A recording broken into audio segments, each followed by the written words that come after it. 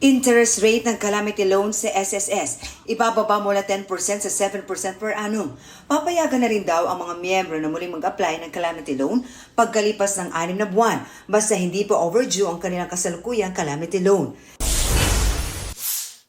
PNP Chief Nicolas Torre III kumasa sa hamong suntukan ni Davao City Acting Mayor Baste Duterte. Sa vlog na pinost itong linggo, pinatikos ni Baste si Torre kaugnay ng pag-aresto nito sa amang si dating Pangulong Rodrigo Duterte. Tugon ni Torre, magtapat sila sa boxing match para makalikom ng pondo para sa mga apektado ng baha.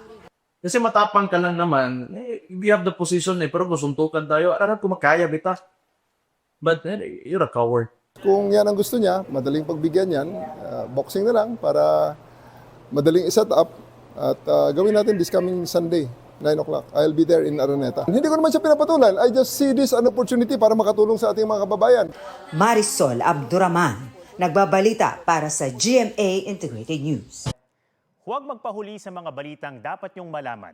Mag-subscribe na sa GMA Integrated News sa YouTube.